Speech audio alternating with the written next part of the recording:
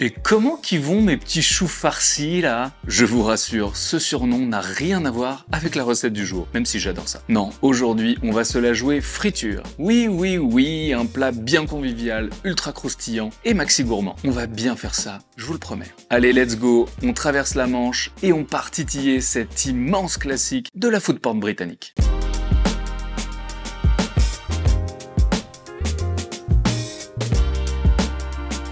Oui, je sais, du poisson frit avec des frites, ça peut paraître étonnant, mais je peux vous jurer que c'est méga réconfortant et que parfois, on en a bien besoin. Alors n'ayez pas peur, vous commencez à me connaître, le but va être malgré tout d'aller chercher de la fraîcheur et de l'acidité pour obtenir un petit plat addictif et pas trop lourd. Alors il y a quelques étapes et astuces clés à bien respecter pour obtenir un fish and chips parfait et surtout éviter d'en faire un plat trop lourd et indigeste. Mais vous allez voir, ça va bien se passer. Comme d'habitude, on va le faire de A à Z, la préparation du poisson, l'appareil ultra léger et bien croustillant comme il faut, la cuisson parfaite des frites, la sauce tartare de l'espace et la petite prépa à base de petits pois.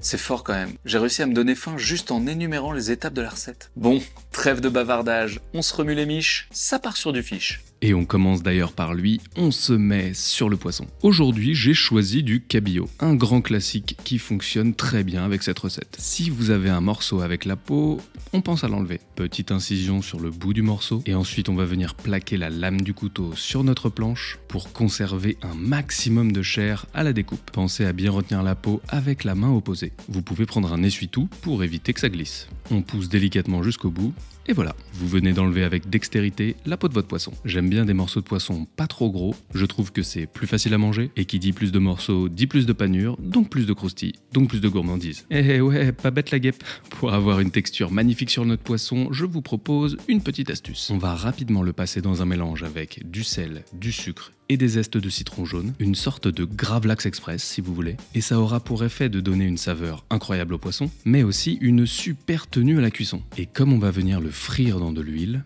vous allez voir que c'est important. Donc on mélange bien la préparation, sel, sucre et zeste de citron, et on va venir les déposer délicatement sur nos petits filets de poisson. L'objectif c'est d'en mettre vraiment un peu partout sur les filets, donc on peut venir tapoter délicatement le poisson. Et évidemment, on les retourne pour faire la même chose de l'autre côté et retapoter légèrement pour que ça accroche. Je le fais sur une jolie petite plaque, mais n'hésitez pas à le mettre dans un sac congélation. Ça fonctionnera très bien également. On couvre ces jolies petites merveilles et ça part au frais pour une vingtaine de minutes. Faites attention à ne pas le laisser trop longtemps, sinon le poisson va cuire au contact du sel et du sucre et c'est pas ce qu'on veut non plus. C'est l'heure de passer sur la préparation de la panure. Je vous propose un mélange de farine et de fécule de maïs, idéal pour une texture légère et ultra croustillante. On mélange bien les deux pour répartir la fécule et la farine.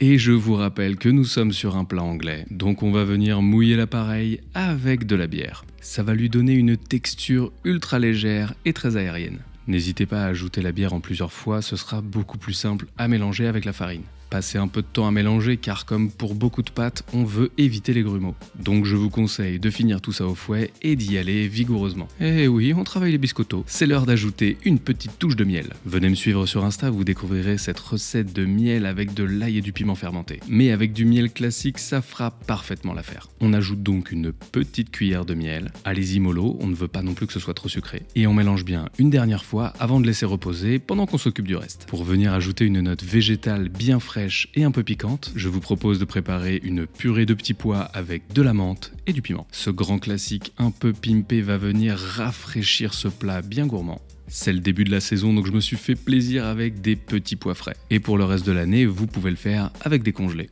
On va venir écosser ces petites merveilles. Alors je sais pas vous, mais moi personnellement, je trouve ça absolument magnifique. Et surtout, c'est ultra satisfaisant à faire. On se met un peu de musique ou un bon podcast et c'est parti mon kiki. Et surtout, on ne jette pas l'Écosse, on se fait une petite huile avec. Je vous mets le lien de la recette dans la description. Pour venir donner un bon kick à cette petite purée, j'adore ajouter un petit jalapeno, un petit piment vert pas trop piquant, qui va venir juste titiller nos papilles et réchauffer notre petite bouche. Pour que ce soit plus agréable en bouche, on essaye de faire des tout petits cubes. Donc on commence par des fines lamelles qu'on va venir trancher perpendiculairement avec la lame de son couteau. On fait attention à ses petits doigts et vous allez voir, ça va bien se passer. Pour la cuisson, on fait au plus simple, on y va direct dans la casserole avec une belle noisette de beurre. On le laisse fondre gentiment à feu moyen doux.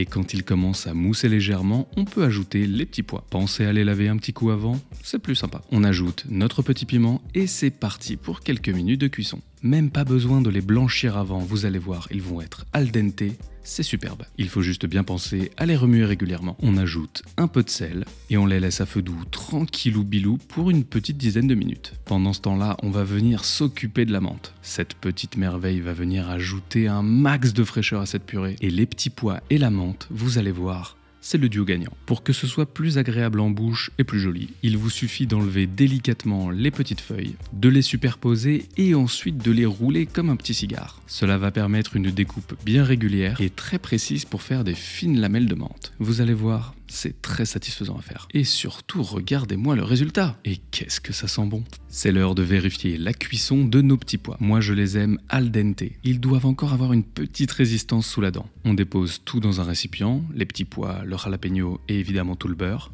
On vient ajouter la menthe, quelques tours du poivre du moulin, du sel si besoin et un jus de citron vert. Et oui, ce petit accompagnement doit vraiment apporter beaucoup de fraîcheur. C'est le moment d'attaquer tout ça avec votre plus beau mixeur plongeant. Et alors là, chacun ses goûts, mais moi j'aime bien quand c'est pas trop lisse. Il faut qu'il reste des petits bouts de petits pois entiers comme ça. Je trouve ça vraiment plus beau et plus sympa en bouche. Et attention, préparez-vous, on se lance sur les frites. Eh ouais les guys, c'est pas un fish and chips, c'est un fish and frites. Et pour faire les meilleures frites de la terre, je vous conseille de vous munir de Binge. Et pour la cuisson, évidemment, si vous avez une friteuse, allez-y. Et sinon, je vous montre comment faire avec une cocotte. Il suffit de faire chauffer à feu moyen un bon bain d'huile. Et pendant que ça chauffe, on va éplucher nos pommes de terre. Si vous êtes des petites feignasses, vous pouvez garder la peau, c'est tout aussi bon. Mais aujourd'hui, je suis un petit fou.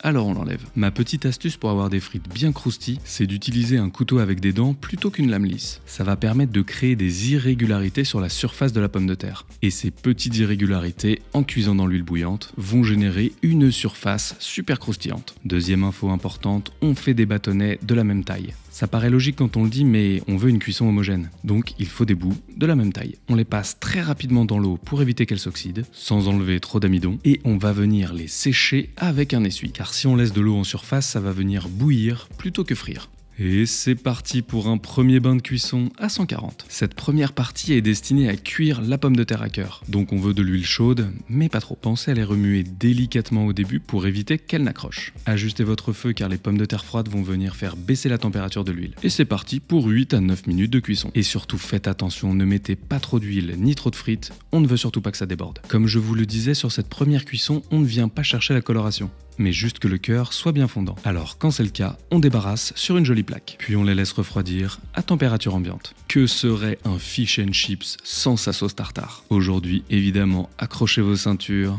on l'a fait maison. Et la base de notre sauce tartare, c'est une mayo. Si vous me suivez depuis le début, vous commencez à connaître cette technique. Dans un récipient étroit, on ajoute un œuf entier, de la moutarde, une belle petite quantité de piment d'Espelette, un peu de sel et du poivre noir, mais faites-vous plaisir sur les épices de votre choix. Pour cette recette, à la place du vinaigre, je vais mettre du jus de citron jaune. Et là, attention, si on n'est pas préparé, ça peut paraître étonnant, mais on va ajouter toute l'huile d'un coup. Il ne reste plus qu'à plonger notre robot dans le fond du récipient, de mixer au moins 5 secondes sans bouger, et quand l'œuf a bien pris, on peut faire des petits mouvements circulaires vers le haut pour bien finir de monter notre mayonnaise. Ce qui est génial avec cette technique, c'est que 1.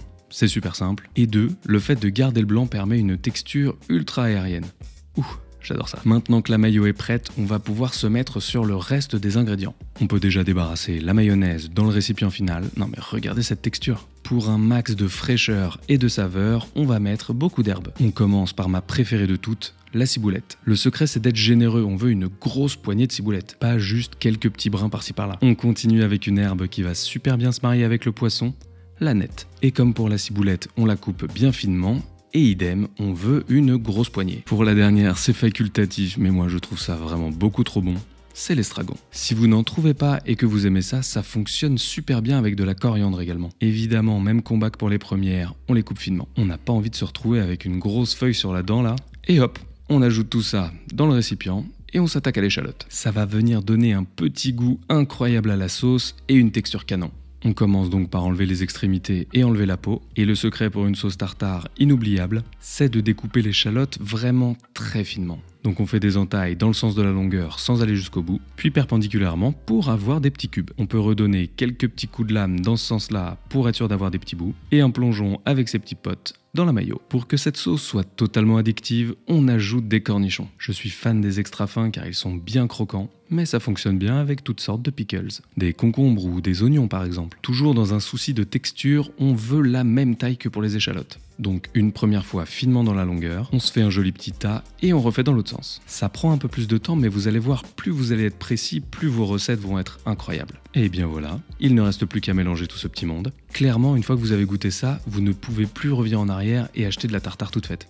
C'est impossible. Regardez-moi cette texture, c'est impeccable. On réserve au frais et on se met sur les frites. Et comme pour le premier bain de cuisson, on va bien les sécher. Cette fois-ci, on fait monter l'huile entre 180 et 190 degrés, car ici le but, c'est de les faire croustiller. Comme la première fois, on mélange pour pas que ça accroche, et surtout, on fait très attention. Restez pas loin car c'est beaucoup plus rapide, ça prend entre 2 et 3 minutes. Si vous avez beaucoup de frites, surtout ne les faites pas tout en même temps. Allez-y en plusieurs fois, tranquillou, comme ça elles seront bien croustilles. On les égoutte bien et on les verse dans notre récipient. Étape très importante, on vient les saler immédiatement après cuisson. Ça, c'est le geste assuré d'un mec qui a passé trop de temps devant les friteries. Et on reste près de la friteuse pour s'occuper du poisson. Alors là, je vous montre évidemment en fin de préparation, mais pensez bien à faire cette étape 20 minutes après la mise au frigo. Comme vous pouvez voir, le sel et le sucre ont permis au poisson de rendre pas mal d'eau. Il faut bien le rincer à l'eau froide et bien le sécher à l'aide d'un essuie. Il faut vraiment bien le rincer pour enlever l'assaisonnement et bien le sécher pour la suite des étapes. L'appareil a parfaitement reposé, on va pouvoir plonger délicatement nos poissons à l'intérieur. L'huile est toujours chaude après les frites. On va pouvoir y déposer nos petits poissons